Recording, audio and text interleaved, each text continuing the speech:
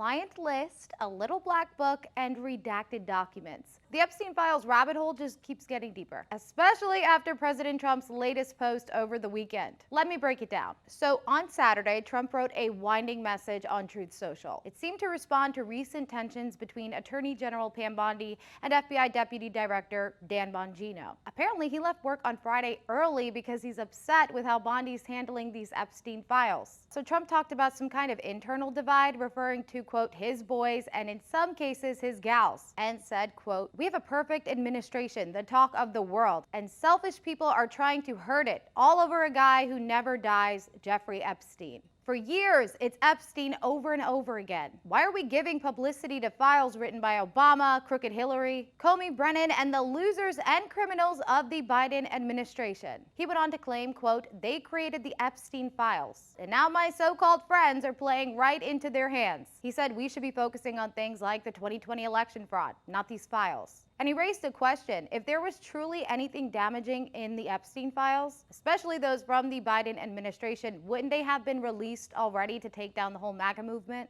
Now here is where it gets interesting. For the first time, we're seeing real division within Trump's base. Some of his most loyal supporters are frustrated, and they're pointing their fingers right at Bondi. Political commentator Benny Johnson jumped right in after Trump's post, trying to make sense of it. So President Trump has acknowledged that the Epstein files exist here. President Trump has acknowledged that the files were written and that there is something there. He says that they were written, however, by his enemies and therefore will not be released. Whoa, what?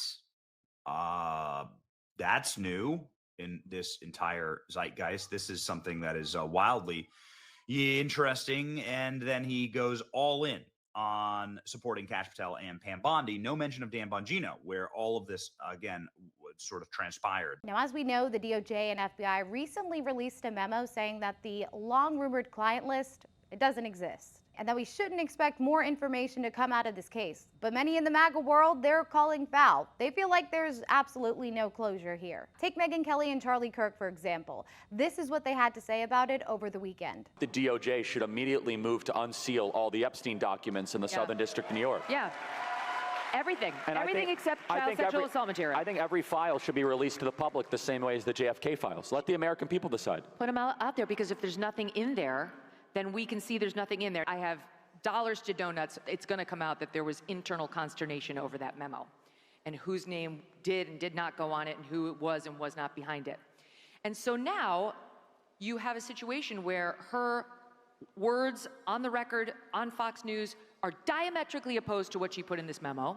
She's embarrassed the president. She's embarrassed herself. And while the focus is mostly on Epstein's client list, people haven't forgotten about his little black book. A 97-page address book listing nearly 2,000 people, including celebrities, politicians, and business leaders. Now, when the client list bombshell was dropped last week, Georgia Representative Marjorie Taylor Greene asked this: what about her little black book? The 97-page book contains the names and contact details of almost 2,000 people, including world leaders, celebrities, and businessmen. No one believes there is not a client list. Now, the original version of that book was released by Gawker in 2015, and it included names like Trump, Michael Jackson, and British royals. Now, 10 years later, the DOJ has re-released it, but it's been heavily redacted. Now there's only 100 names visible out of that whole book. The rest were all blacked out to protect privacy and non-criminal associates. In a 2023 interview with FBI Director Kash Patel,